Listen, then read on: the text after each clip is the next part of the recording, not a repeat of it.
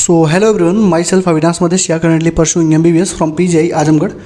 तो आज मैं एनालिसिस करने जा रहा हूँ फिजिक्स नीट 2024 के पेपर के, जहाँ से तुम्हें दिखेगा कि 42 क्वेश्चन जो है ना, 42 क्वेश्चन NCERT से हैं, 6 क्वेश्चन PYQ हैं और NCERT और PYQ अगर दोनों मिला कर दोगे तो 2 क्वेश्चन है। ठीक है, ये जो 6 और 2 हैं, अगर इनको भी तुम फॉर्मूले बेसिस से देखो तो वो भी तुम्हारे NCERT से ही पूछे गए हैं। ठीक है, तो आज तक जो मैं तुम्हें चिल्ला चिल्ला कर बोलता था कि NCERT पढ़ो NCERT पढ़ो, उससे पेपर आया कि नहीं आया अभी मैं दिखा रहा हूँ।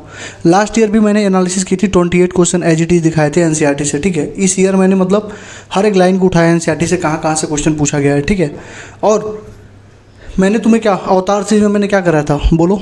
अवतार सीरीज में मैंने क्या कराया था भाई? अवतार सीरीज में मैंने NCERT, नीट, JEE, एग्जाम्पलर, यही सारी चीज़ें तो कराई थी यार। एक एक क्वेश्चन करवाया था। हाईलाइटेड NCERT किस लिए दी थी? हाईलाइटेड NCERT किस लिए दी थी? इसी दिन के लिए दी थी कि तुम लोग कम से कम 10 मिनट थियरी के लिए मेरी हाईलाइटेड NCERT को पढ़ के जाओ। वहाँ से अगर किसी कोई पढ़ के जा रहा होगा, हाईलाइटेड NCERT किसी ने पढ़ी होगी, तो उसके थियरी वाले क्वेश्चन गलत ही नहीं हुए होंगे।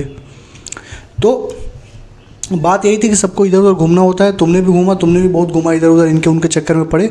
अभी भी टाइम है, नेक्स्ट ईयर तुम्हारे पास है अभी भी। तुम अगर चाहो तो ड्रॉप लेके बहुत अच्छा कर सकते हो।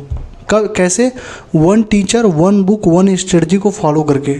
और वो वीडियो 10 तारीख को मैं ला रहा हूँ कि 2025 की तैयारी कैसे करनी है। एक ही वीडियो लाऊंगा, स्टडी वीडियो मैं बनाता नहीं हूँ, जैसे तुम लोग सब जानते हो। स्टडी वीडियो मेरे मान का नहीं है ना, मैं बनाता हूँ कभी। ठीक है, लास्ट में 2-3 बनाया था, अब मैं एक ही बनाऊँगा और मेरी स्टडी कभी चेंज नहीं होती है। जो एक स्टडी है वही फिक्स रहती है। ठीक, तो अभी भी टाइम है, समझ जाओ, सुधर जाओ। मॉड्यूल्स को लगाना छोड़ो, जो मोटे मोटे मॉड्यूल्स लगा रहे हो ना, JEE एडवांस लेवल क्वेश्चन कर रहे हो, मॉड्यूल के क्वेश्चन कर रहे हो, बिना सर पैर के क्वेश्चन कर रहे हो, तो सुधर जाओ। अभी टाइम है। ड्रॉप अगर लेना है तो करो, कोचिंग में टॉप करना है तो करो। अगर नीट में सिलेक्शन लेना है तो जैसे मैं बोल रहा हूँ वैसे करो, NCERT को इंपॉर्टेंस दो। ठीक है, 10 तारीख को पूरा रोड मैप बना के दूंगा, कैसे कैसे क्या करना है, कैसे तुम्हारा सिलेक्शन होगा, और 6 महीने तक तुमको रगड़ के उसको फॉलो करना होगा। और नहीं करोगे तो फिर वही है, अगले साल फिर आना, 10 दिन में 650, 10 दिन में 700 नंबर वाली वीडियो देखना, 2 महीने में कैसे टॉप करे वो वीडियो देखना। हर साल देखोगे भाई, अगर नहीं सुधरोगे ना तो हर साल देखोगे। ठीक, तो फिजिक्स पूरा फॉर्मूला बेस्ड था। और फिजिक्स की वीडियो देखने से पहले तुम अगर चाहो तो इसी चैनल पे तुम जाके फिजिक्स, केमिस्ट्री और उसकी बायोलॉजी की वीडियो देख सकते हो। बायोलॉजी में 100 में से 99 question as it is NCERT के लाइन से आए हैं, एक क्वेश्चन जो है इनडायरेक्ट NCERT से आया है। ठीक है, और केमिस्ट्री में 48 question as it is NCERT से आए हैं, और जो 2 क्वेश्चन हैं वो हमारे आउट ऑफ NCERT नहीं है, वो हमारे साल्ट एनालिसिस से हैं, क्योंकि साल्ट एनालिसिस इस बार हमारे सिलेबस में था। ठीक है, यानी कि टोटल का टोटल पेपर ही NCERT बेस्ड आया। तो उसकी वीडियो अगर तुम्हें देखना है तो अभी मैं इसके डिस्क्रिप्शन में उसके लिंक दे दूंगा, या फिर यहाँ ऊपर दिखा दूंगा, आई बटन में तुम्हें दिख जाएगा। ठीक है, आई बटन में तुम्हें दिख जाएगा। ठीक, तो तुम्हें अगर जाके देखना होगा तो तुम वो देख सकते हो। ठीक है, चलो। तो फिजिक्स टोटली फार्मूला बेस्ड था, थोड़ा सा क्या था, थ्योरेटिकल थोड़ा सा था, इसलिए लोग डर गए। ठीक है, लेकिन यार बायो और केमिस्ट्री तो आसान था यार, उसी का टाइम बचा के तो तुम्हें ये सब करना था यहाँ पे, लेकिन तुम लोगों ने वो भी नहीं किया। ठीक है, तुम लोगों से वो भी नहीं हुआ, पेपर इतना ख़राब करके चला है। जो 80 इंपॉर्टेंट टॉपिक मैंने कराया था लास्ट में, वहाँ से 140 नंबर के क्वेश्चन आए भाई, उससे ज़्यादा ही आए हैं। अभी मैंने मिलाया ही नहीं, मुझे देखते ही लग रहा है हाँ ये क्वेश्चन मैंने कराया है। एज इट इज क्वेश्चन मैंने करवाए हुए हैं। ठीक है, तुम बस देखना, जब मैं उसका वो दूंगा ना, जब तुम्हें प्रूफ वाली वीडियो दिखाऊंगा तो तुम्हारी आंखें खुली की खुली रह जाएंगी कि हाँ भैया ने सही बोला था, यहीं से आया है सब कुछ। ठीक है, अगले साल भी 80 इंपॉर्टेंट टॉपिक से क्वेश्चन आएगा ही आएगा। तुम्हें क्रिटिसाइज़ करना है, तुम करो उस बैच को, तुम्हें जैसे करना है, तुम्हें जितनी गालियाँ देना है दो, लेकिन तुम्हें रिजल्ट वहीं से मिलेगा लास्ट में। ठीक है, देखो NCERT से 42 क्वेश्चन हैं, PYQ से 6 क्वेश्चन हैं, NCERT और PYQ से 2 क्वेश्चन। देखो मैं दिखाता हूँ कैसे। ये देखो, ये वीडियो मैंने डाली थी, all NCERT question that come in NEET 2024। NEET 2023 वाला भी डाला हूँ बहुत पहले, और 24 वाली भी एक दिन पहले डाला हूँ। देखो ये डायरेक्ट NCERT से 96% जो पेपर था as it is word to word NCERT से। इसकी PDF तुम्हें टेलीग्राम पर मिल जाएगी, जिसका डिस्क्रिप्शन लिंक में है। ठीक, और बायोलॉजी के सारे क्वेश्चन देखो। पहला क्वेश्चन देखो, तो कह रहे in vernier calipers n+1 division of vernier scale coincide with the n division of main scale. ये देखो क्वेश्चन PYQ का है, same to same PYQ question है। देखो क्या लिखा है, the main scale division of vernier caliper है n division per second per centimetre. ठीक है, और n division of the vernier scale coincide with n-1 division of main scale. यहाँ पे देखो n+1 division of vernier scale coincide with n division. बस यहाँ पे क्या किया, यहाँ पे n-1, यहाँ पे n डिवीजन कोइंसाइड कर रहा था n-1 से, यहाँ पे n+1 डिवीजन कोइंसाइड कर रहा है n डिवीजन से। ठीक है, सेम क्वेश्चन था। देखो इसका ऑप्शन भी तुम्हें लग रहा होगा सेम ही है, देखो देख लिया ना, ये तुम्हारा PYQ का क्वेश्चन है। ये चीज़ NCERT में है ही नहीं। ठीक है, आगे देखो क्वेश्चन नंबर 2 कह रहा है if the monochromatic source in the Young double slit experiment is replaced by white light then, उसके बाद क्या होगा। तो यहाँ पे देखो NCERT का एग्जांपल नंबर 10.4 का ये एफ वाला क्वेश्चन देखो, the monochromatic source is replace by the source of white light. अगर वाइट लाइट से रिप्लेस कर देंगे तो क्या होगा, दिया कि नहीं एनसीईआरटी में, देख लो एनसीईआरटी का क्वेश्चन बोलोगे कि नहीं बोलोगे इसको, सेम टू सेम। और ये सारे क्वेश्चन मैं तुम्हें 80 इंपॉर्टेंट टॉपिक में भी कराया हूँ, ये भी कराया हूँ, ये भी कराया हूँ, ठीक है। तुमको 45-50 में से ना 40-45 क्वेश्चन तो 80 इंपॉर्टेंट टॉपिक में एज इट इज कराया हूँ, ठीक है। बस तुम देखना, बस प्रूफ वाली वीडियो में बना रहा हूँ, बस देखना तुम, थोड़ा टाइम लग रहा है उसमें क्योंकि एक एक चीज़ कट आउट करनी पड़ रही है, ठीक है। तो चैनल के साथ जुड़े रहो। और हाँ, 15 तारीख को जो एक्सपोज वाली वीडियो ला रहा हूँ उसको तुम्हें देखना ही देखना है, शेयर करना ही करना है। इस गंदगी को अगर मिटाना है, इस फील्ड से गंदगी को मिटाना है, देखो कोई भी आज तक ट्राई नहीं किया है सब करने की, मैं कर रहा हूँ। मुझे पता है चैनल पे कॉपीराइट आएगा, स्ट्राइक आएंगे, लेकिन उसके बाद भी चैनल को रिस्क पे डाल के मैं कर रहा हूँ, ठीक है। तो तुम्हारा काम है सपोर्ट करना, और इतनी मेहनत करके 8-10 घंटे में बनाया हूँ, तो तुमसे मैं एक्सपेक्टेशन रख रहा हूँ, एक लाइक का, एक कमेंट का, एक शेयर का, इतना मैं चाहता हूँ कि तुम कर दोगे, ठीक है। सब्सक्राइब भी कर लेना, बेल आइकन को दबा लेना, और तुम बस देखते जाओ मैंने क्या क्या कराया है, क्या क्या आया है, ठीक है। तो इतना मैं तुमसे एक्सपेक्ट कर रहा हूँ। आगे देखो, logic circuit provide output Y as the following truth table. तो बताओ लॉजिक सर्किट ये दिया हुआ है, ठीक है। एक्सप्रेशन तो तुमको एज इट इज पीवाईक्यू में भी मिल जाएगा, लेकिन यहाँ पे देखो एनसीईआरटी में ये क्वेश्चन देखो लॉजिक गेट का, ये क्वेश्चन देखो, ये क्वेश्चन देखो, ये क्वेश्चन देखो, चारों क्वेश्चन देखो। और किसी ने भी किया होगा तुम भाई इसको ऐसे ऐसे ही तो किए होगा यार, ए है, ए का नॉट है, ए का बार है, ऐसे ही तो किए होगा ना इसको।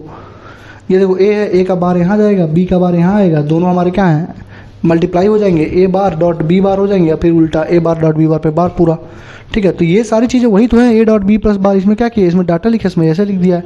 तो एनसीईआरटी से क्वेश्चंस हैं कि नहीं है, देखो बस देखते जाओ। ये देखो कह रहा था terminal voltage of battery, question number 4, whose EMF is 10 volt and internal resistance 1 ohm when connected through external resistance 4 ohm. कह रहा बताओ कि टर्मिनल वोल्टेज क्या होते हैं। यहाँ देखो स्टोरेज बैटरी जिसकी ईएमएफ कितनी है, 8 वोल्ट है। ये एक क्वेश्चन नंबर 3.11 है, एक्सरसाइज का क्वेश्चन है, ठीक है। देखो यहाँ पे इसका ईएमएफ दिया 10 वोल्ट, इसका कितना दिया 8 वोल्ट, इसका इंटरनल रेजिस्टेंस दिया 0.5 ओम, इसका कितना दिया है 1 ओम, इसका एक्सटर्नल दिया है 4 ओम, इसका दिया एक्सटर्नल 15.5 ओम। इसका पूछ रहा है what is the terminal voltage of the battery, what is the terminal voltage of the battery. बताओ सेम क्वेश्चन है कि नहीं, एनसीईआरटी का क्वेश्चंस है कि नहीं है, मुझे बस इतना जानना है। अगर तुम्हारी आंखें अभी भी नहीं खुल रही हैं तो भाई प्रिपरेशन करना छोड़ दो, नहीं तो फालतू का ड्रॉप ही लोगे, ठीक है। देखो एनसीईआरटी का क्वेश्चन है, एज इट इज उठा के पूछा है, बस डाटा चेंज किया, ठीक। और इस क्वेश्चन को तुम्हें सॉल्व करने के लिए ये सारे तुम पीवाईक्यू भी कर सकते हो, जो पीवाईक्यू मैंने यहाँ पे लगाए हैं ना, ये सारे पीवाईक्यू से भी तुम उस क्वेश्चन को सॉल्व कर सकते हो, ठीक है।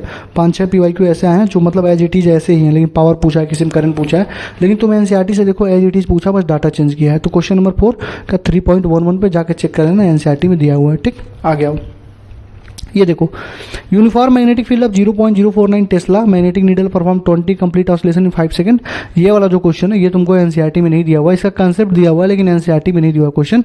ये क्वेश्चन तुमको दिया है पीवाईक्यू में, 2 बार तुमसे टाइम पीरियड पूछा है, 2π में I/MB, ठीक है। यही तो होता है टाइम पीरियड का, 2π में I/MB, यही तो होता ना time period of simple pendulum, ठीक है। तो ये हो जाए मैग्नेटिक नीडल का हो जाएगा, ठीक है ना। तो ये हमारा क्या हो गया, यहाँ पर भी देखो अर्थ का मैग्नेटिक फील्ड टी है, क्वाड्रपल कर दिए मास को तो क्या होगा, यहाँ पर देखो सिमिलर पोल से अपोजिट पोल से रिवर्स कर दिए, तो दोनों क्या है पीवाईक्यू के ही क्वेश्चन है। जो फॉर्मूला इसमें लगा टाइम पीरियड 2.2 I/MB, वही फॉर्मूला यहाँ पर भी लगेगा, सेम टू सेम, ठीक है। दोनों का ही सेम फॉर्मूला लगेगा, ठीक। और कंसेप्ट ही दोनों का सेम है। यहाँ पर भी टाइम पीरियड पूछ रहा है और यहाँ पे क्या पूछ रहा है, टाइम यहाँ पर देखो क्या दिया है, 20 ऑसिलेशन 5 सेकंड में दिया है, मोमेंट ऑफ इनर्शिया दिया है, मैग्नीट्यूड ऑफ मैग्नेटिक मोमेंट पूछ रहा है, यहाँ पे मैग्नेटिक मोमेंट पूछ रहा है। और यहाँ पे देखो मैग्नेटिक मोमेंट m/2m है, और यहाँ पे तुमसे पूछ रहा है कि टाइम पीरियड क्या होगा, टाइम पीरियड का रिलेशन क्या होगा। तो दोनों सेम क्वेश्चन है, दोनों का फॉर्मूले सेम है, दोनों ऐसे लग जाएंगे, तो पीवाईक्यू के कैटेगरी में इसको डाला हुआ है, ठीक। आगे बढ़ो, कह रहे वायर है जिसका लेंथ L है, रेजिस्टेंस 100 में, dividing to 10 equal part, 10 equal part में बांट दिया गया। पहले 5 पार्ट को सीरीज में कनेक्ट किया गया, देन दूसरे नेक्स्ट पार्ट 5 को पैरेलल में किया गया, ठीक है। मतलब ऐसे कनेक्ट किया 1 2 3 4 5 और फिर 1 2 3 4 5 और दोनों को फिर सीरीज में कर दिया गया। तो वही पूछ रहा है कॉम्बिनेशन क्या होगा, मतलब सीरीज पैरेलल कॉम्बिनेशन का क्वेश्चन। तो यहाँ पे देखो एनसीईआरटी में 3.20 वाला क्वेश्चन देखो, n रजिस्टर है, कैसे इसको कंबाइन करोगे तो मैक्सिमम रेजिस्टेंस मिलेगा, कैसे मिनिमम रेजिस्टेंस मिलेगा, ये पहला क्वेश्चन पूछा। दूसरा देखो रेजिस्टेंस कह रहा है सीरीज में है, मतलब कैसे इसको जोड़ें कि 11/3 मिले, 11/5 मिले, 6 मिले, 6/11 मिले। 3.2 देखो, यहाँ देखो ये नहीं, ये 3.3 देखो, 3 रजिस्टर हैं, कह रहा है कि total resistance of the combination series में क्या होगा, ये देखो 3 रजिस्टर है, total register of the combination in parallel क्या होगा। तो देखो सीरीज पैरेलल के 5-6 क्वेश्चन तो तुम्हारे एनसीईआरटी में ही पूछा गया है और वही सेम चीज़ तुमको यहाँ से उठा के उसने क्वेश्चन नंबर 6 में तुमसे पूछ लिया। तो बताओ एनसीईआरटी में है कि नहीं है, मुझे बस इतना जानना है। अगर कोई बच्चा अगर ये क्वेश्चन को करके गया होता है एनसीईआरटी के, तो क्या ये क्वेश्चन उसके नहीं बनते हैं, बोलो। आगे आओ, इस क्वेश्चन में देखो horizontal force of 10 Newton is applied A block, देखो एक फोर्स है 10 न्यूटन का, ब्लॉक ऑन ब्लॉक पे लग रहा है, ठीक है। तो देखो यहाँ पे क्वेश्चन नंबर 5.15 देखो, 2 बॉडीज हैं मास 10 kg 20 kg के, kept on a smooth horizontal tie to the end of tight string, a horizontal force of 600 newton. मतलब देखो एक ऐसे लगा हुआ है, यहाँ पे क्या किया था बस उसने कि इसने ऐसे जोड़ दिया था दोनों को, कांटेक्ट फोर्स निकालना था, यहाँ पे उसने ऐसे जोड़ दिया और उसने पूछा टेंशन क्या होगा, ए पर लगा रहे हो बी पर क्या लगा रहे हो, ठीक है, देख रहे हो ना। बस उसने एक धागा लगा दिया, क्वेश्चन को मॉडिफाई कर दिया। यहाँ पर what is the tension in the string पूछ रहा है, यहाँ पर व्हाट इज द फोर्स पूछ रहा है। तो फोर्स और टेंशन क्या होता है यार, सेम ही चीज़ तो होती है। तो उसने बस क्या किया है, यहाँ पे दोनों को ऐसे जोड़ के रखा है और यहाँ पे एनसीईआरटी में उसने क्या दिया हुआ, ऐसे दोनों को अलग अलग करके टाइट स्ट्रिंग से मतलब जोड़ दिया है। आगे देखो कह रहा है 10 1 रुपये के कॉइन है, ये एग्जाम मतलब 5.29 क्वेश्चन है हमारा एनसीईआरटी का। देखो कह रहा है कि ऐसे 1 2 3 4 5 6 7 ऐसे 10 रखे हुए हैं। तो वही पूछ रहा है कि बताओ force on the 7th coin, 7वें कॉइन पे कितना फोर्स होगा। तो कैसे निकालोगे, अगर तुमको ये निकालना आता कि 7वें कॉइन पे कितना फोर्स होगा तो क्या तुम ये क्वेश्चन नहीं लगा लेते। वहाँ तो 10 ऐसे रखे हुए ना, 10 1 2 3 4 5 6 7 8 9 10 रखा हुआ है, यहाँ पे बस 2 चीज़ रखा हुआ है। तो अगर तुम 10 वाला निकालना सीख गए होते तो क्या तुम ये 2 वाला नहीं निकाल देते, मुझे बस इतना बताओ। तो क्वेश्चन एनसीईआरटी से ही आता है, ठीक है। आगे देखो 5.34 देखो कह रहे 2 बॉडीज हैं ए एंड बी, यहाँ देखो ए और बी आ गया ना दोनों बॉडीज का। यहाँ पे फोर्स कितना लगा 200 न्यूटन, यहाँ पे देखो कितना है ए और बी बॉडी थी और फोर्स कितना लगा था 10 न्यूटन, ठीक। समझ आई कुछ चीज़ें। तो यहाँ पे क्या किया 2 3 दिया हुआ और फोर्स लगाया 10 न्यूटन का, यहाँ पे क्या किया है ए और बी दिया हुआ है और फोर्स लगाया कितना 200 न्यूटन का। तो अगर किसी बच्चे ने ये क्वेश्चन किया होता तो लिटरली मान लो बहुत बड़े बड़े क्वेश्चन वो हलवा कर देता, क्योंकि एनसीईआरटी से ही क्वेश्चन बनते हैं और एनसीईआरटी से ही जेईई मेंस जेईई एडवांस और नीट सबका पेपर बनता है। तो अगर मैं तुम्हें बोल दूँ कि सारे क्वेश्चन कर लो तो तुम नहीं कर पाओगे, ठीक है। अगर कोई आके तुमसे बोल दो एग्जाम्पलर करना है, सारे क्वेश्चन करना है, जैसे बहुत सारे लोगों ने बताया था, तुम्हें कोई मतलब ही नहीं भाई, पूरे तुम एनसीईआरटी एग्जाम्पलर क्वेश्चन कर ही नहीं पाओगे, पूरे तुम एनसीईआरटी के एग्जाम्पल कर नहीं पाओगे। तुम करके दिखा दोगे तो मैं तुम्हें मान जाऊंगा भाई ऐसे इतने हार्ड क्वेश्चन है ना। तो कुछ सिलेक्टेड चीज़ें करी जाती हैं, ठीक है, कुछ सिलेक्टेड चीज़ें ही पढ़ी जाती हैं, ठीक है। वो क्या है मैंने हाईलाइट करके पहले ही दी रखी थी, ठीक है। आगे आ जाओ, ये देखो क्वेश्चन नंबर 8 देखो कह रहा है टाइटली बाउंड 100 टन्स कॉइल है, रेडियस इतना है, करंट इतना है, magnitude of the magnetic field centre of coil बताओ। तो एग्जांपल नंबर 4.11 देखो, यहाँ पे दिए 100 टन, यहाँ पे भी 100 टन, ये 10 सेंटीमीटर का रेडियस है, ये भी 10 सेंटीमीटर का रेडियस है, इसमें करंट है 7 एम्पियर, इसमें करंट है 3.2 एम्पियर। कह रहा है what is the field at the centre of the coil, ये क्या पूछ रहा है what is the field of the centre of coil. दोनों क्वेश्चन सेम है कि नहीं, एज इट इज क्वेश्चन है कि नहीं, बस यहाँ पे करंट को चेंज किया, 7 एम्पियर था और यहाँ पे 3.2 एम्पियर दिया है। तो अगर किसी बच्चे ने किया होता क्वेश्चन तो 2 क्वेश्चन करता, पहला करता what is the field at the centre of coil और what is the magnetic moment of the coil. तो मैग्नेटिक मोमेंट का कॉइल अभी ऊपर जो क्वेश्चन आया था मैग्नेटिक मोमेंट का ही था। तो अगर किसी ने ये क्वेश्चन अटेम्प्ट किया होता तो उसके दोनों क्वेश्चन तैयार होते कि नहीं होते, मुझे ये बताओ बस। उसके दोनों क्वेश्चन तैयार होते कि नहीं होते, होते ना। तो एनसीईआरटी ही करनी है। देखो same as it is question पूछा, यहाँ पर भी देखो 100 टन है कॉइल का, रेडियस 10 सेंटीमीटर, यहाँ पर करंट दिया 1 एम्पियर। कह रहा what is the magnitude of the magnetic field of the centre of coil. देख रहे हो दोनों क्वेश्चन एज इट इज है, सब कुछ तुम्हारा से 100 टन 10 कॉइल, बस वहाँ पे उसने 7 एम्पियर करंट मतलब करंट को बस चेंज कर दिया है। तो देखो एनसीईआरटी से क्वेश्चन है कि नहीं है, ठीक। आगे बढ़ो, कह रहा है आइडियल ट्रांसफार्मर में द टर्न का रेशियो 1p NP अपन S 1/2 है, तो BS अपन BP क्या होता है। एनसीईआरटी जब खोलोगे तो वहाँ पे क्लियर कट लिखा है कि IP upon IS equal to BS upon BP equal to NS upon NP। तो यहाँ पे क्या दिया हुआ था NP अपन NS, तो यहाँ पे क्या दिया था NP अपन NS, तो क्या हो जाएगा BP अपन BS हो जाएगा, ठीक है। जो रेशियो होगा वही हो जाएगा, ठीक है। तो BS अपन BP उल्टा पूछा ना, तो देख लो क्या हो जाएगा, ठीक है, 2:1 हो जाएगा। देख रहे हो ना, तो यही क्वेश्चन था, यहीं से इसको लगाना ही था, ठीक है। ये बस 2 ही फॉर्मूला दिया हुआ है, 2 ही फॉर्मूला तुमको ट्रांसफार्मर दिया है, एक एफिशिएंसी का दिया है, वहीं से उठा के उसने पूछ लिया, ठीक। और देखो 2 तुमको PYQ मिलेंगे, PYQ से भी ये क्वेश्चन सॉल्व हो जाता है, ठीक। लेकिन मैंने इसको एनसीईआरटी कैटेगरी में रखा है क्योंकि एनसीईआरटी से ही पूछा गया है ये चीज़, ठीक। आगे आओ, क्वेश्चन नंबर 10 कह रहा है graph between the kinetic energy और लेमडा। सबको मालूम है लेमडा इक्वल टू क्या होता है, बोलो H/√2m के। ये देखो कहाँ कहाँ पे लिखा हुआ है, देख लो एक बार, ये एनसीईआरटी में लिखा हुआ है यहाँ पे, और यहाँ पे तुमको एग्जांपल नंबर 11.5 में भी लिखा हुआ है, ठीक है। और तुमको 11.12 तुम सॉल्व करते हो तो वहाँ पे लिखा था calculate the momentum and de Broglie wavelength of electron accelerated to the potential difference of 56 volt 11.13 को जब देखोगे तो वहाँ पे लिखा है क्या, मोमेंटम बताओ, स्पीड बताओ। अभी तक काइनेटिक एनर्जी जब 120 इलेक्ट्रॉन वोल्ट हो, तो जब तुम यहाँ पे सॉल्व करते काइनेटिक, यहाँ पर भी देखो काइनेटिक एनर्जी पूछा 11.14 में, तो जब तुम सॉल्व करते तो तुमको मालूम होता है ना कि लेमडा इजकल टू h/√2m के होता है, यानी lambda is inversely proportional to क्या है, रूट में के, यही तो हो रहा है। यहाँ से देख लो, लेमडा इनवर्सली प्लस 1/रूट में के, तो लेमडा का स्क्वायर डायरेक्टली प्लस 1/के, इसका मतलब क्या हुआ 1/लेमडा स्क्वायर। और का अगर कोई ग्राफ बनाए एनर्जी के साथ तो कैसा ग्राफ बनेगा, सीधा बनेगा ना भाई, देख लो 1/लेमडा स्क्वायर इजकल टू क्या हो जाएगा, के हो जाएगा। तो दोनों क्या है, बराबर है ना, वाई इजकल टू क्या आ गया, mx का ग्राफ बनेगा, सीधा ग्राफ बनेगा, समझ रहे हो। तो एनसीईआरटी में वो चीज़ दी रखी है, एनसीईआरटी में वो चीज़ करवा रखा है, वो कई जगह तुमसे पूछा है, 5-6 जगह देख लो काइनेटिक एनर्जी पूछा है, और एक बार उसने यहाँ पे दिया है मोमेंटम और लेमडा वाला जो ग्राफ तुमने पढ़ा होगा पीवाईक्यू में, यहाँ से भी तुम इसको कर सकते थे, क्योंकि तुम लिखते ना लेमडा इजकल टू h/रूट में, मतलब एम बी h/p, तो लिखते ना तुम h/रूट में 2m काइनेटिक एनर्जी, तो यहीं से तो पूछा है वो, तो यहाँ पर भी दिया हुआ है, यहाँ पर भी दिया हुआ है, ठीक है। और इन चारों क्वेश्चन में से तुम कोई भी क्वेश्चन अगर किए होते तो तुमको मालूम होता है कि लेमडा इजकल टू h/रूट में 2m के होता है, उसके बाद बस ग्राफ लिखना था, ठीक है। तो एनसीईआरटी से भी है, आ गया। क्वेश्चन नंबर 11 कह रहा है कि atoms are electrically neutral as they contain equal number of positive and negative charge. तो यहाँ पे देखो क्या लिखा है, atoms are electrically neutral, they are therefore an atom must also contain the same number of positive and negative charge, ठीक। दूसरा देखो, atoms of each element are stable and emit their characteristic spectra. तो यहाँ पे देखो, atoms of most of the element are stable and emit their characteristic spectra. दोनों चीज़ें NCERT में लिखी हुई हैं कि नहीं लिखी हुई हैं, मुझे बस बताओ।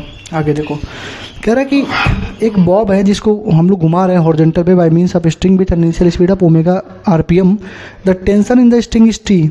अगर हमने इसको 2 ओमेगा कर दिया सेम रेडियस रखते हुए, तो बताओ टेंशन कितना होगा। तो सबको मालूम है यार कि फोर्स क्या होता है, mr ओमेगा स्क्वायर, यही तो होता है, यही तो हमारा टेंशन होगा।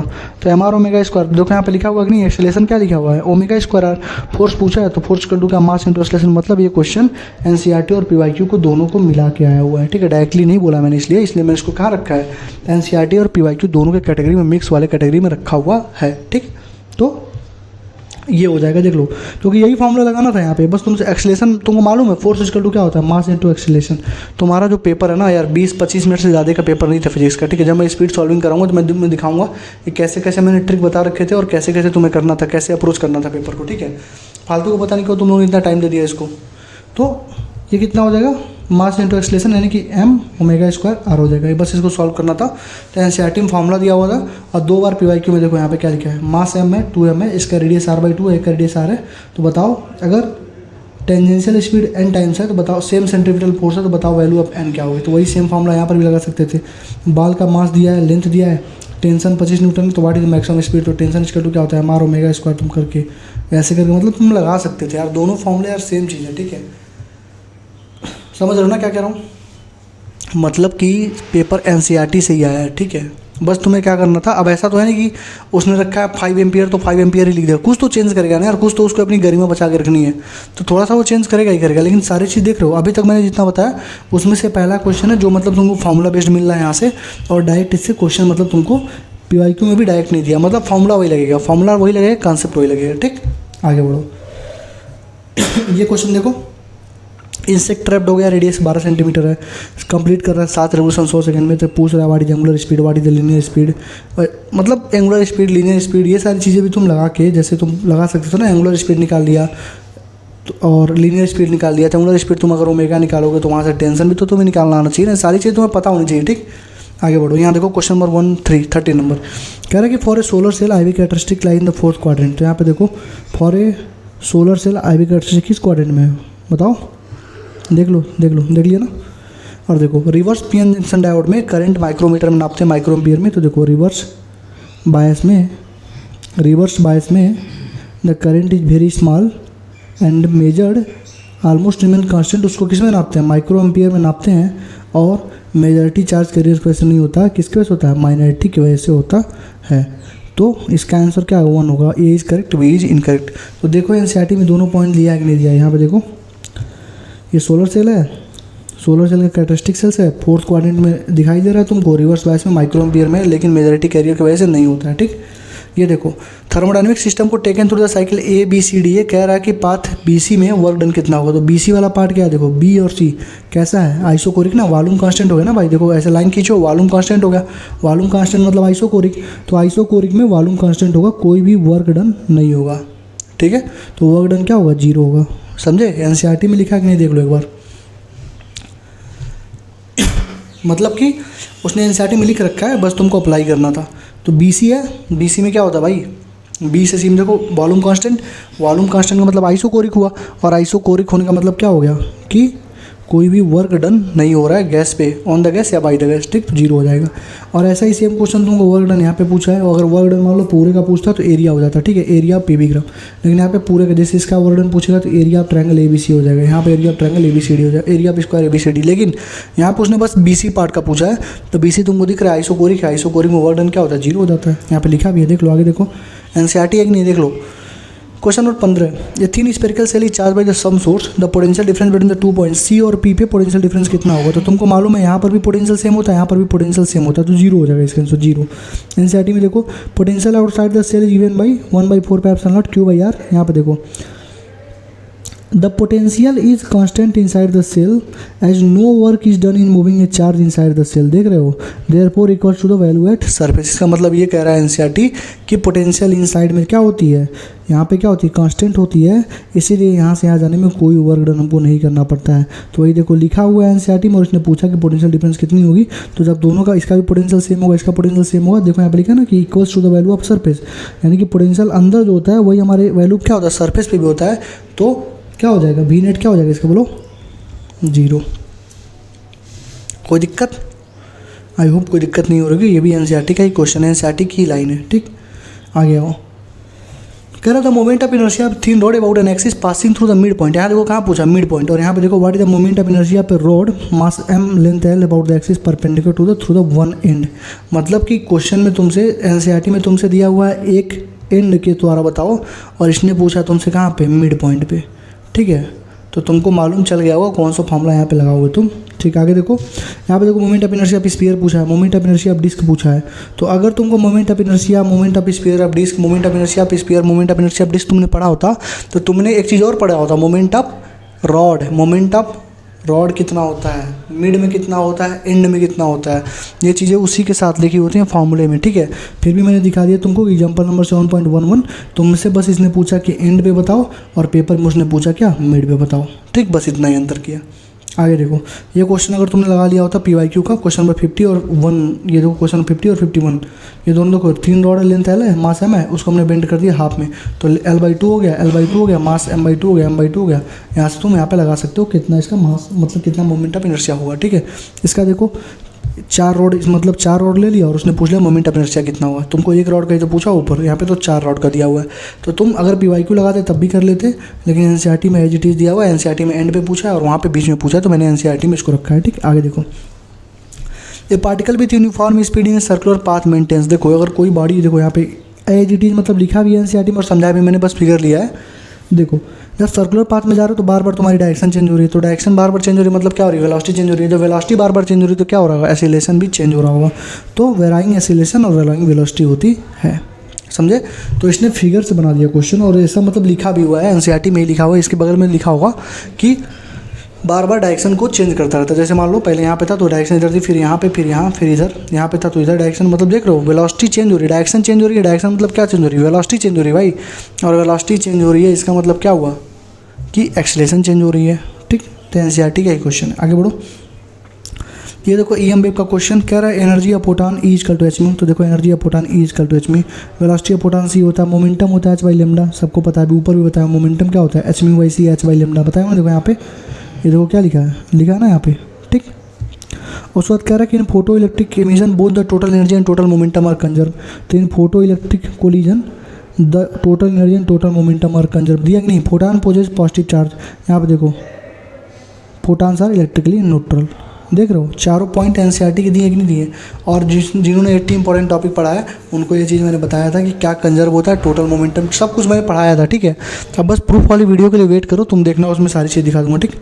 यहाँ देखो क्वेश्चन नंबर 19 कह रहा है at an instant time T the displacement दिया है इतना और तुमसे फोर्स दिया है इतना, कह रहा है कि पावर बता दो।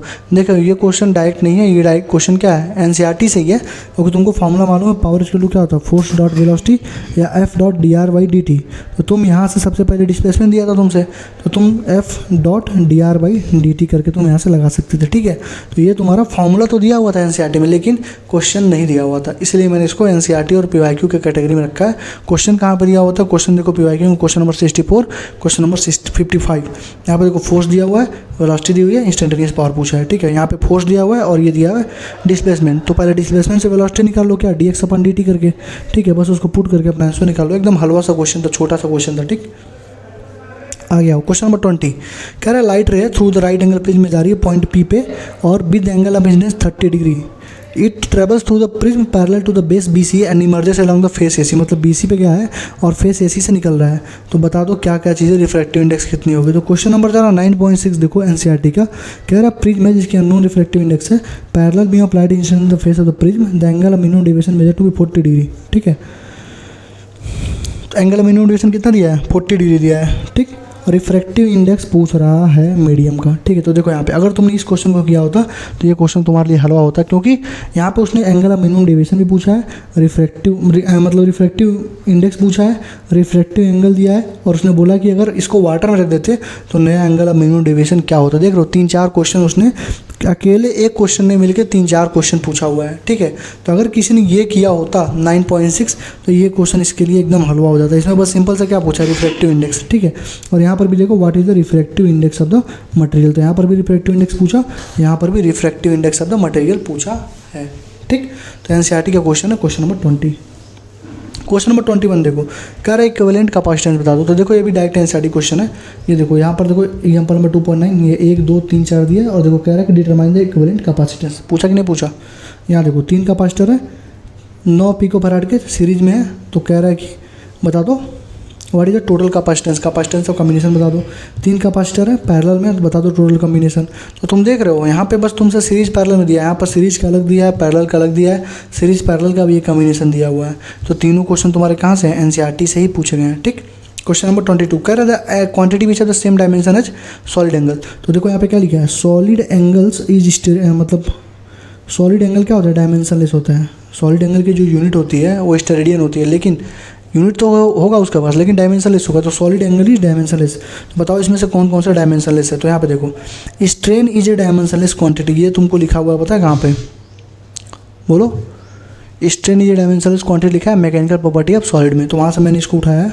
उसके बाद देखो ये इसी लेसन में लिखा हुआ है यूनिट एंड डायमेंशन में कि एंगल हो गया, रिफ्रैक्टिव इंडेक्स हो गया, इन सब का क्या होता है डायमेंशन नहीं होता, they have no dimension. Dimension इसका आंसर क्या होगा स्ट्रेन और एंगल, यानी स्ट्रेन और एंगल का कोई डायमेंशन नहीं होता है। एनसीईआरटी एक नहीं देख लो।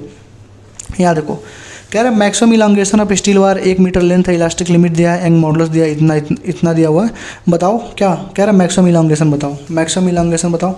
तो यहाँ पे देखो स्ट्रक्चरल स्टील रॉड है, रेडियस इतना है, लेंथ 1 मीटर है, 100 किलोमीटर स्ट्रेच मतलब लेंथ को स्ट्रेच कर रहा है।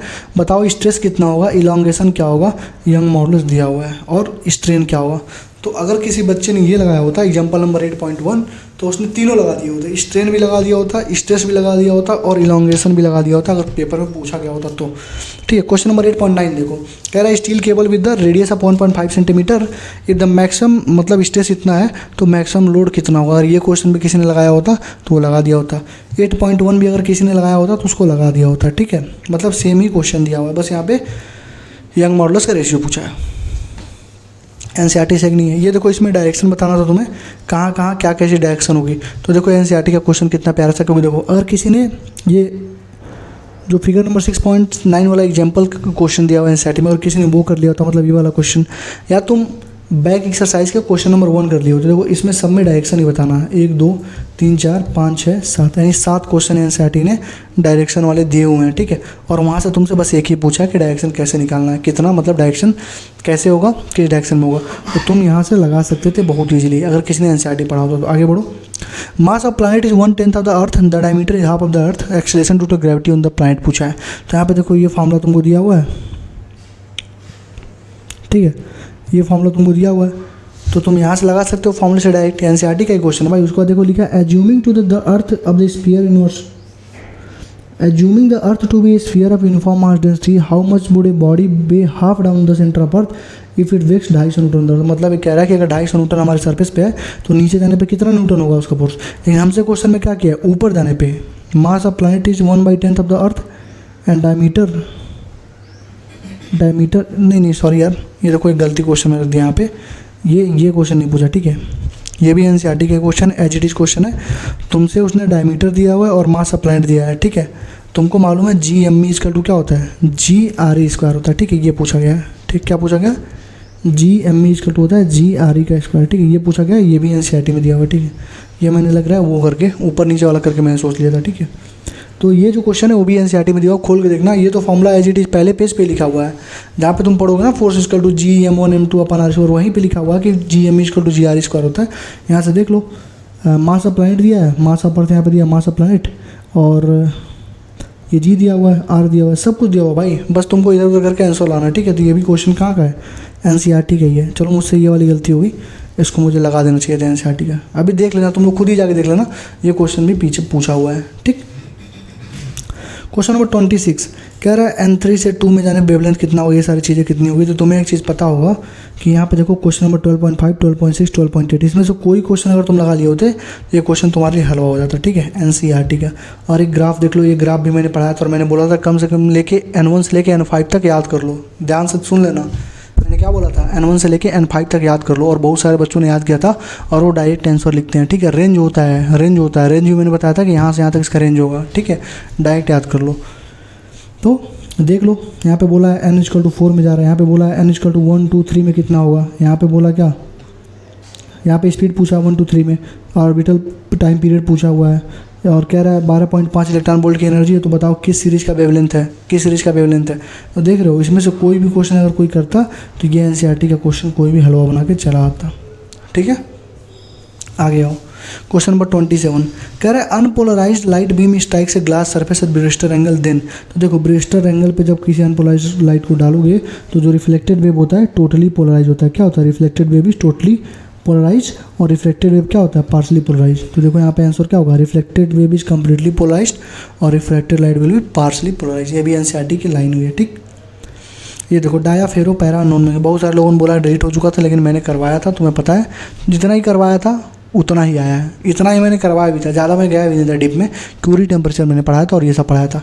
देखो सेम क्वेश्चन यहाँ पे पूछा है, पैरामेग्नेटिक में काई म्यू आर म्यू सब कुछ यहाँ पे लिखा हुआ है, बस वहाँ से उठा के इसने पूछ लिया, ठीक है। एनसीईआरटी आगे बढ़ो, कह रहे दो बॉडीज हैं A and B of the same undergo completely elastic one D collision, the body A moves with velocity v1 and B before the rest before. देखो ये जो क्वेश्चन है, मैंने क्या बोला था कि मैं 4 तारीख को मैंने एक मैसेज डाला था ग्रुप में, मैंने क्या बोला था कि कोलिजन के क्वेश्चन प्रैक्टिस छूट गए हैं, मुझे लगा मैंने करा चुका है, तो मैंने बोला था कि मैं क्वेश्चन करवा देता हूँ। फिर मैंने मतलब सुबह में बोला कि अगर मैं क्वेश्चन प्रैक्टिस करवाऊंगा तो तुम देखोगे नहीं, इससे बेटर है कि तुम फॉर्मूले पढ़ के चले जाना और जो क्वेश्चन मैंने मार्क करके दिया बस उन क्वेश्चन मार्क वाले को कर लेना।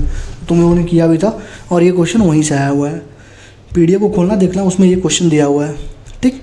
और ये देखो ये भी एनसीईआरटी और PYQ दोनों में क्वेश्चन है, डायरेक्ट नहीं मिल रहा है लेकिन एनसीईआरटी और PYQ दोनों में। देखो एनसीईआरटी में कहाँ पे एक बाल है, 1, 2, 3 ऐसे बाल हैं, एक बाल मतलब कोलिजन के बाद ये 0 हो गई, ये 2, 3 साथ में चले गए, कोलिजन के बाद ये दोनों 0 हो गए, 3 वाला भी से चला गया है, फिर तीनों हमारे B/3 से जा रहे हैं। तो पूछ रहा होगा कितना मतलब पॉसिबल रिजल्ट क्या हो सकता है कोलिजन का, मतलब तीनों का पॉसिबल मतलब इसका जो कोलिजन होगा उसमें इन तीनों में से कौन सा रिजल्ट हो सकता है सही। तो अगर तुमने ये क्वेश्चन किया होता तुम ये क्वेश्चन इजीली कर देते। जैसे क्वेश्चन एग्जांपल नंबर 5.12 देखो, यहाँ पर M1 M2 है, फर्स्ट बाल सेकंड बाल, बिलियार्ड बाल को तुम मार रहे हो, यहाँ से कॉर्नर पे थीटा एंगल दिया हुआ है, कोलिजन इलास्टिक है, मतलब सारी चीज़ें तुमसे दी हुई यार। ये देखो यहाँ पर भी, ये देखो यही फॉर्मूला लग के इसको लगाते तुम ऊपर वाले को, तो ये फॉर्मूला भी एनसीईआरटी में दिया हुआ तुम्हारा कि कैसे तुम इन इलास्टिक कोलिजन 1D में कैसे लगा हुआ है, सब कुछ दिया हुआ है, बस वो है कि क्वेश्चन नहीं दिया हुआ एनसीईआरटी में। क्वेश्चन हमें करना था, मैंने करवाना था। और यहाँ पर भी देखो वही सेम चीज़ है, इलास्टिकली कोलाइड हो रहा है, ठीक है ना। तो ये भी क्वेश्चन एनसीईआरटी और PYQ दोनों का कॉम्बिनेशन से आया हुआ है, ठीक है। अगर किसी ने ये वाला क्वेश्चन अगर अच्छे से सीख लिया होता, ये वाला या ये फॉर्मूला सीख लिया होता तो वैसे ही सॉल्व कर देता उसको। आगे आओ, ये देखो रेडियो एक्टिविटी डीके, बहुत सारे लोगों ने बोला रेडियो एक्टिविटी डीके नहीं पढ़ना, लेकिन मैंने जितनी बार बोला मैंने तुमसे ही बोला कि कम से कम अल्फ़ा बीटा गामा डीके देख लेना कि इसमें मास नंबर घटता है कितना बढ़ता है, एटॉमिक नंबर कितना बढ़ता है कितना घटता है, ये बोला था कि नहीं मैंने बोला था भाई, मुझे बस ये बताओ। बोला था ना यार, तो किसी वीडियो में खोल के देखो और देखो, उसने alpha beta decay, alpha beta gamma ये सब पूछ लिया तुमसे। और ये क्वेश्चन मैंने बताया हुआ था, फिर भी मैंने इसको PYQ में रखा है क्योंकि मैंने इसका क्वेश्चन नहीं करवाए थे क्योंकि हट चुका था। PYQ में रखा है मैंने, देखो 1 2 3 4 ये सारे PYQ सेम है, ठीक है। ये 6 जो PYQ आए हुए हैं वो बस अल्फ़ा बीटा गामा डीके पर ही आए, तो वहाँ से तुम डायरेक्ट यहाँ से देख के कर सकते हो, तो PYQ है, ठीक है। यहाँ देखो x = 5 sin pi t + 5/3 represent the motion of particle executing as सचम, एम्पलीट्यूड और टाइम पीरियड बता दो। तो यहाँ पे देखो x = 5 cos 2 pi t + pi/4। यहाँ पे देखो 5 sin था, यहाँ पे 5 cos था, यहाँ पे 2 pi t था, यहाँ पे pi t है, ये pi/4 था, pi/3। देख लो सेम क्वेश्चन पूछा है। यहाँ पे एम्पलीट्यूड और टाइम पीरियड पूछा है, यहाँ पर स्पीड पूछा है, डिस्प्लेसमेंट पूछा है, एक्सेलरेशन पूछा है, ठीक। यहाँ पर देखो x = a cos ω t पूछा है, यहाँ पे क्या दिया है, पार्टिकल 1 सेंटीमीटर दिया, इनिशियल वेलोसिटी ओमेगा, एम्पलीट्यूड और इनिशियल फेज पूछा था। यहाँ पर देखो एम्पलीट्यूड पूछा और इनिशियल फेज पूछा है। यहाँ पे क्या पूछा था, टाइम पीरियड और एम्पलीट्यूड। देख रहे हो, तो सेम क्वेश्चन है कि नहीं। देखो NCERT का ही क्वेश्चन है कि नहीं, बताओ NCERT का क्वेश्चन है कि नहीं, मुझे बस इतना बताओ। NCERT का ही तो है यार, ठीक। आगे आ जाओ। कह रहा है thin flat circular disc of radius 4.5 centimetre placed gently over the surface of water, if the surface tension is इतना the excess force required to take away from the surface. तो मैंने 5-6 चीज़ों के एक्सेस फोर्स बताया था कि access force कैसे निकालते हैं, जितना होता है उसमें mg जोड़ के एक्सेस फोर्स धीरे से लगा लेते हैं, ठीक है, निकाल लेते हैं। तो मैंने सारी चीज़ें तुम्हें बता रखी हैं, ठीक है, ऑलरेडी बता रखी हैं सारी चीज़ें। 8 इंपॉर्टेंट टॉपिक में भी कराया था, अवतार में भी कराया था। प्रूफ वाली वीडियो आनी स्टार्ट हो गई हैं, धीरे धीरे आती रहेंगी। 15 तारीख वाली वीडियो को ज़रूर देखना, एक्सपोज सीरीज़ में ज़रूर आना, ठीक है। तो हमारा NCERT क्वेश्चन देखो, सरफेस टेंशन का ये क्वेश्चन 11 वाले पॉइंट में सरफेस टेंशन का कुछ लिखा हुआ है, डेफिनेशन वगैरह। 9.18 देखो, यहाँ पे थिन लिक्विड फिल्म है, स्मॉल वेट है, what is the weight supported by the same liquid at the same temperature, B और C में कितना सपोर्ट करेगा। यहाँ पे देखो प्रेशर इनसाइड द पूछ रहा है कितना प्रेशर हो, आल्सो द एक्सेस प्रेशर बता दो। यहाँ पर देखो कह रहा है कि प्रेशर इनसाइड द बबल क्या होगा, प्रेशर आउटसाइड द बबल क्या होगा। तो यहाँ पे तुमसे प्रेशर पूछा है, प्रेशर इक्वल टू क्या होता है, फोर्स अपन एरिया, तो फोर्स पूछा है तो क्या हो जाएगा, प्रेशर इनटू एरिया, सिंपल सी बात है, ठीक है। और यहाँ पे देखो क्या पूछा, उसने पूछा excess force required to the surface, इसलिए मैंने इसको NCERT के ही कैटेगरी में रखा है। अगर किसी ने ये क्वेश्चन और 9.20 किसी ने भी कर लिया होता तो उसका नैया पार हो गई होती।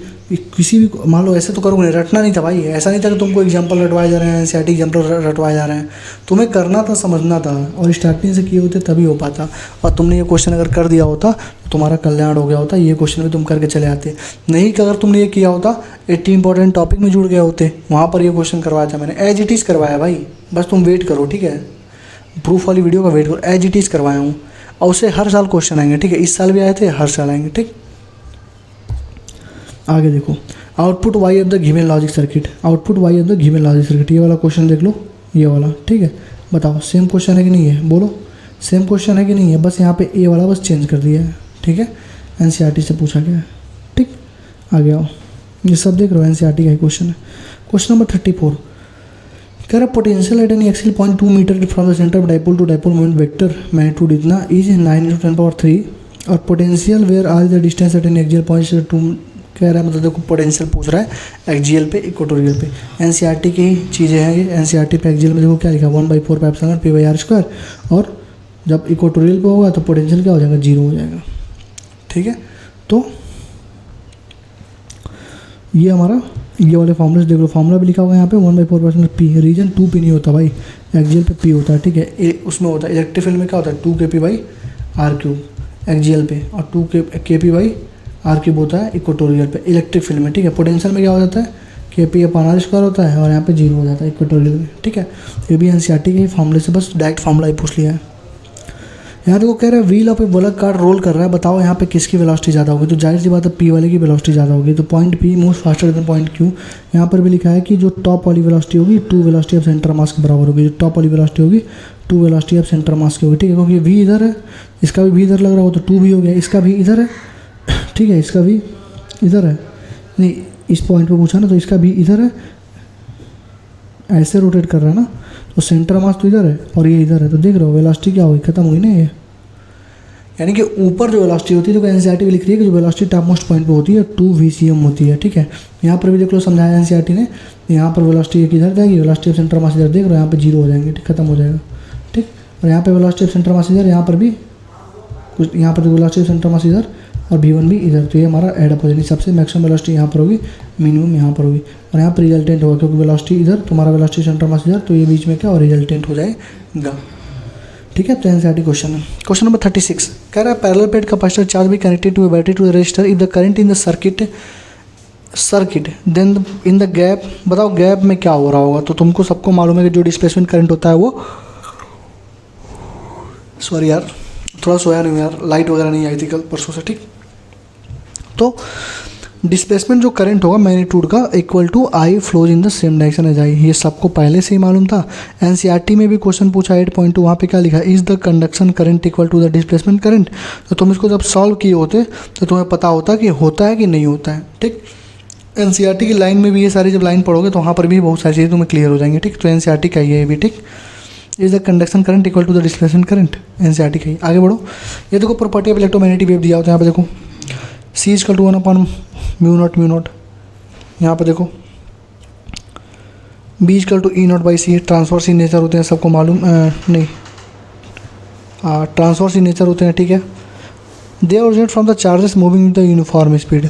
ये देखो पहला, किसी भी टीचर्स तुम पढ़ो कहीं भी पढ़ोगे तो पहला लाइन यही होता है कि एक्सेलरेटिंग चार्ज जो एक्सेलरेटिंग चार्ज पार्टिकल्स होते हैं वहाँ से ईएम वेव निकलता है, ठीक है। ये भी तुमको एनसीईआरटी में मिल जाएगा, ठीक है, ये भी तुमको एनसीईआरटी मिल जाएगा, ये भी एनसीईआरटी की ही लाइन है, ठीक है। रेस्ट वाले चार्ज से इलेक्ट्रिक फील्ड प्रोड्यूस होती है, मूविंग वाले से इलेक्ट्रिक फील्ड और मैग्नेटिक फील्ड दोनों प्रोड्यूस होती है, और एक्सेलरेटिंग वाले से ईएम वेव प्रोड्यूस हो जाती है, ठीक है। तो कांस्टेंट स्पीड वाले से तो होगी नहीं, कांस्टेंट स्पीड वाले से दोनों प्रोड्यूस होगी, इलेक्ट्रिक मैग्नेटिक फील्ड, लेकिन इलेक्ट्रोमैग्नेटिक वेव नहीं होगी।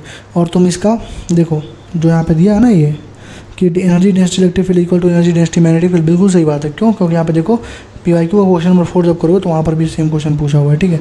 इलेक्ट्रिक फील्ड मैग्नेटिक फील्ड क्या होते हैं, perpendicular to each other. Question number 38 कह रहा है स्मॉल टेलीस्कोप है, ऑब्जेक्टिव ऑफ फोकल लेंथ, देखो फोकल लेंथ 140 है, आईपीस 5 सेंटीमीटर, यहाँ पे देखो फोकल लेंथ 144, आईपीस का 6, देखो यहाँ पे 140 था 144 कर दिया, यहाँ पे 5 था यहाँ पे 6 कर दिया। The magnifying power of telescope, तो यहाँ कह रहा है what is the magnifying power of telescope. और देखो यहाँ पे एक चीज़ और पूछा, what is the separation between the objective and eyepiece. देख रहे हो एज इट इज क्वेश्चन उठा के एनसीईआरटी का पूछा कि नहीं पूछा टेलीस्कोप का। और मैंने जब 80 इंपॉर्टेंट टॉपिक बताया था तो वहाँ पे टेलीस्कोप भी पढ़ाया था और वहाँ पे ये क्वेश्चन भी करवाया था, ठीक है। तो क्वेश्चन नंबर 38 हो गया है एनसीईआरटी से। 9.27 भी देखो, ये भी एनसीईआरटी से, फोकल लेंथ 140 और फोकल लेंथ 5। ये देखो सेम क्वेश्चन भाई, इधर देखो same question, focal length 140 eyepiece 5, focal length 140 eyepiece 5, what is the magnifying power of the telescope for distance object. देखो समझ रहे हैं मुन्ना, सेम क्वेश्चन 2 बार पूछा यार, ये तो एज इट इज क्वेश्चन उठा के पूछ लिया, लाइन बाय लाइन क्वेश्चन पूछ लिया, ठीक है। देख लो एनसीईआरटी क्वेश्चन है। देखो 9.28 में भी वही पूछा है, टेलीस्कोप के लिए क्या क्या होगा सारी चीज़ें। 39 हमारा पीवाईक्यू है, एनसीईआरटी में क्वेश्चन मुझे नहीं मिला। 2 हीटर है, देखो फॉर्मूले है लेकिन क्वेश्चन नहीं मिला एनसीईआरटी में। 2 हीटर, इसका पावर इतना है, रेशियो ऑफ पावर आउटपुट बता दो कितना होगा। और एक सीरीज में एक पैरेलल में कनेक्टेड है, तो देखो 3 आइडेंटिकल बल्ब थे, सीरीज में थे, पावर कितना होगा। 2 बल्ब थे, एक बार उनको सीरीज में जोड़ा गया, एक बार पैरेलल में जोड़ा गया, तो कम्बिनेशन इतना हुआ, तो power turn by the combination पूछो। यहाँ पर क्या था, यहाँ पर वही चीज़ है, पहले कनेक्ट किया सीरीज में, then fix power source parallel में, सीरीज के बाद पैरेलल में जोड़ा गया। यहाँ पर भी देखो पहले सीरीज में जोड़ा गया, देन पैरेलल में जोड़ा गया। तो क्वेश्चन 56 में हमारा क्या है, पीआईक्यू का क्वेश्चन। ये देखो क्वेश्चन नंबर 40, ये देखो ये जो ग्राफ तुमसे पूछा, ये जो है ये देखो 12.3 का एज इट इज ये ग्राफ उड़ा के उसने पूछ लिया, एज इट इज पूछा, उसने कुछ किया भी नहीं, एज इट इज जैसे था। देखो पी, ये देख लिया ना, ये और ये देखो सेम ग्राफ है ना, ठीक। क्वेश्चन नंबर 41 देखो, the VT of the plot of the, कह रहा है वेलोसिटी टाइम दिया हुआ है, उससे तुमको 80 बताना है। तो भैया यार इसका जो स्लोप होगा वही तो 80 होता है, कितनी बार तुमको बता चुका है, एनसीईआरटी भी चिल्ला करती है स्लोप ऑफ VT क्या होता है हमारे पास 80 होगा। तो ये तुम्हें अगर करना था तो डायरेक्ट देखो पीवाईक्यू में तुमको ऐसे कोई क्वेश्चन पूछे नहीं, लेकिन एनसीईआरटी में इससे भी बढ़िया क्वेश्चन दिया हुआ है। देखो यहाँ पे 2.13 देखो, 2.13 देखो, the XT plot of the particle executing 1D sample harmonic motion. ये देखो ये ग्राफ बनाया है XT का, और तुमसे पूछ रहा है पोजीशन वेलोसिटी एक्सेलरेशन बता दो। रोहिडी तो फाटक बंद कर देना, आवाज़ आ रही है। देखो पोजीशन वेलोसिटी एक्सेलरेशन पूछा और यहाँ पे तुमसे बस वेलोसिटी से एक्सेलरेशन पूछा है। यहाँ पे xt से तुमको पोजीशन भी पूछ लिया, वेलोसिटी भी पूछ लिया, एक्सेलरेशन भी पूछ लिया। अगर किसी ने ये क्वेश्चन 2.16 किया होता तो उसके लिए ये बाएं हाथ का खेल होता, तुरंत वो सॉल्व कर देता। 2.17 देखो, यहाँ पर भी xt प्लॉट दिया हुआ था, यहाँ पर भी मैक्सिमम मिनिमम एवरेज स्पीड ये सारी चीज़ें पूछी जा रही थी, ठीक है, एक्सेलरेशन वगैरह। तो यहाँ पर भी देखो वही चीज़ है, ठीक है। तो सेम क्वेश्चन है एनसीईआरटी से। आगे आओ, choose the correct circuit beach can achieve the bridge balance. कौन सा इसमें सर्किट सही है जो ब्रिज को बैलेंस कर सकता है? तो तुमको वीटी स्टोन ब्रिज का कंडीशन मालूम है, ये देखो वीटी स्टोन ब्रिज का कंडीशन, ये भी एनसीईआरटी में दिया हुआ है, एनसीईआरटी में इसका फिगर भी दिया हुआ है और उसका ये भी लिखा है। ये देखो यहाँ पे डायोड भी लगा है, डायोड मतलब लिखा है, इसका मतलब क्या हुआ कि अगर रिवर्स बायस कब बोलते हैं? जब एन साइड पॉजिटिव पे हो और पी साइड नेगेटिव पे, उसको रिवर्स बोलते हैं। फॉरवर्ड में जब पी साइड पॉजिटिव पे हो, एन साइड नेगेटिव में हो, ठीक। तो यहाँ पे देख लो, ये पॉजिटिव है, पॉजिटिव का पॉजिटिव के साथ क्या है? फॉरवर्ड है, ठीक। ये भी देखो पॉजिटिव पॉजिटिव के साथ फॉरवर्ड है, ये पॉजिटिव बैकवर्ड के साथ, ये देखो पॉजिटिव चार्ज, इसकी ये तो पॉजिटिव होता है, ये नेगेटिव होता है। तो पॉजिटिव वाला नेगेटिव के साथ इसमें कोई करंट जाएगा नहीं, खत्म हो गया। ये भी, ये देखो नेगेटिव वाला पॉजिटिव के साथ ये भी रिवर्स बायस, ये भी खत्म। यानी आंसर या तो ए होगा या तो 3 होगा, तो इसका आंसर 1 होगा, ठीक है।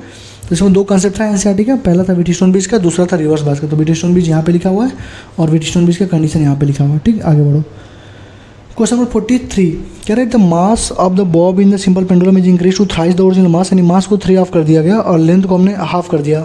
तो new time period is x/2, मतलब न्यू टाइम पीरियड x/2 हो गई। तो टाइम पीरियड का फॉर्मूला क्या होता है? 2π√L/g होता है। यहाँ से तुम इसको directly as it is solve कर सकते थे। एग्जाम्पल नंबर 13 बैक एक्सरसाइज का क्वेश्चन नंबर 13.15 भी देख लो। Acceleration due to gravity on the surface of moon जितना, what is the time period of the simple pendulum? दो इतना टाइम पीरियड इतना, मतलब देख लो टाइम पीरियड यहाँ पर भी पूछा है, ठीक है। मतलब क्वेश्चन में भी टाइम पीरियड पूछ रहा है, लेंथ वगैरह चेंज करके यहाँ पर भी टाइम पीरियड पूछा। 13.16 देखो, सिंपल पेंडुलम लेंथ है, हैविंग बॉब m है, सस्पेंडेड इन द कार है, सर्कुलर ट्रैक का रेडियस r है। If the pendulum makes small oscillation the radial equilibrium position what is the time period? यहाँ पर भी टाइम पीरियड पूछा है, ठीक है। तो दोनों में से तुम कहीं भी कर सकते थे, टाइम पीरियड ही पूछा था। तुम ये फॉर्मूला लगा के डायरेक्ट कर सकते थे, या तुम इन दोनों क्वेश्चन में से किसी क्वेश्चन को किए हो तो ये क्वेश्चन तुम्हारे लिए आसान हो जाता, ठीक है। 13.1516, ठीक। क्वेश्चन नंबर 44 देखो, कह रहा है कि R से 2R ले जाने में कितनी एनर्जी चाहिए? यहाँ पर देखो 2RE से 4RE ले जाने में कितनी एनर्जी चाहिए? काइनेटिक भी पूछ लिया, पोटेंशियल भी पूछ लिया। तो देखो देख रहे हो एनसीईआरटी का क्वेश्चन एग्जाम्पल नंबर 7.8 और एक्सरसाइज का 7.19 जब खोलोगे तो वहाँ पे 400 किलोमीटर अबव था और ये सब हाउ मच एनर्जी कितना लगेगा ग्रेविटेशनल मास के बाहर जाने में, समझ रहे हो? तो ये एग्जाम्पल नंबर 7.8 का एजिटेज क्वेश्चन है, वहाँ पे R से 2R पूछा और एग्जाम्पल में हमको 2RE से 4RE दिया है, ठीक। 45 ये जो क्वेश्चन है ये भी मैग्नेटिक पोल वाला ही है। तो इंड्यूस मैग्नेटिक इलेक्ट्रिक, देखो क्या लिखा है कि कौन सा, मतलब इसमें से स्ट्रॉन्ग मैग्नेटिक पोल में रखोगे तो फोर्स हमारे किस किस काम के लिए आएगा।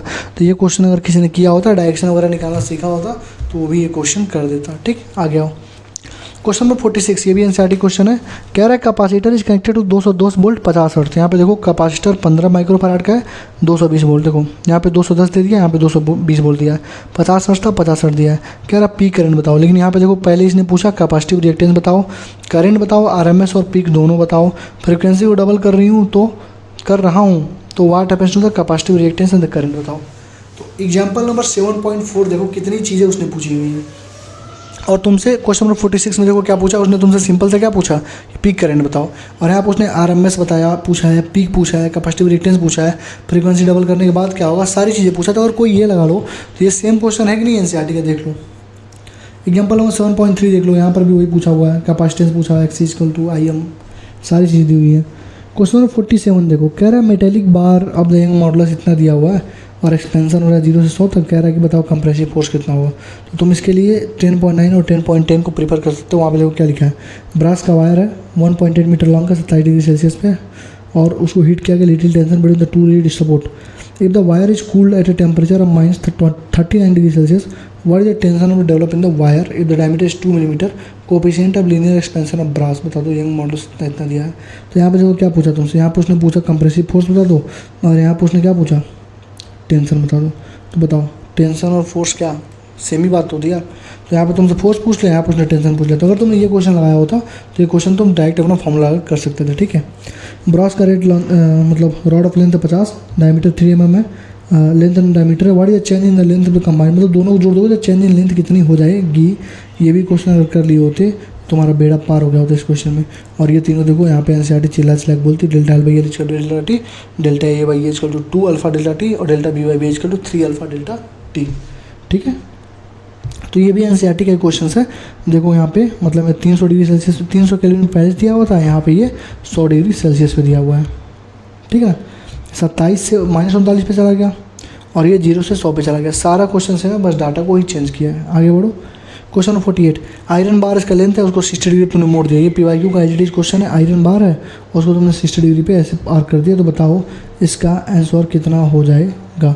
तो m/2 हो जाएगा। पीवाईक्यू क्वेश्चन है। ठीक, if the plate of parallel plate capacitor is connected to a battery and moved close to each other, तो बताओ कंडीशन क्या होगी? बताओ 80 इंपॉर्टेंट टॉपिक में कराया था कि नहीं, अवतार में ये सब कराया था कि नहीं, तुम खुद सोचो।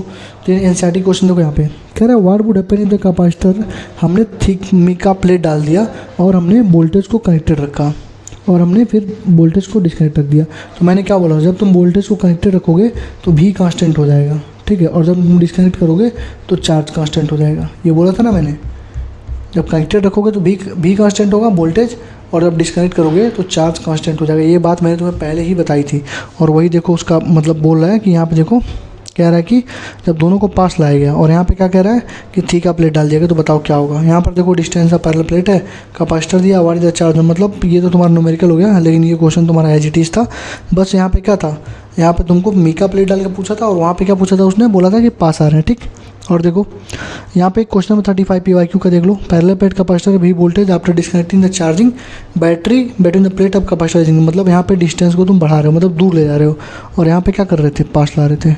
ठीक है, तो तुमने अगर पढ़ा होगा अच्छे से कैपेसिटर तो मैंने सारी चीज़ें बताई थी कैसे कांस्टेंट कर देते हैं। सिंपल सी बात है, दो ही चीज़ लगेगा, अगर बैटरी कनेक्टेड है तो वोल्टेज को कांस्टेंट करके बाकी सारे फार्मूले अप्लाई कर लो, अगर बैटरी डिस्कनेक्टेड है तो चार्ज को कांस्टेंट करा लो। ठीक, क्वेश्चन नंबर 50 कह रहा force equal to AT square plus BT है, कह रहा कौन सा डायमेंशन लेस है? तो देखो x equal to AT plus BT square है, बताओ डायमेंशन बता दो, यूनिट बता दो, वेलोसिटी इतना है, डायमेंशन बता दो। ये देखो P इक्वल टू P0 पे power minus alpha T square का डायमेंशन बता दो, P plus AB square B theta by B है, इसका डायमेंशन बता दो। मतलब कि सारा चारों पाँचों डायमेंशन हमारे क्या है यहाँ पे पूछा गया, और ये हमारा एक क्वेश्चन पूछा गया एनसीईआरटी में। ठीक, तो ये हमारा हो गया क्वेश्चन नंबर 50 तक। तो तुमने एक चीज़ नोटिस कर ली होगी कि ऑन एंड अराउंड 30 क्वेश्चन तो ऐसे हैं जो AITG हैं, जो 30 क्वेश्चन है एकदम ऐसे ही के ऐसे ही एनसीईआरटी से एज इट इज है, बस हल्का सा डाटा चेंज किया है।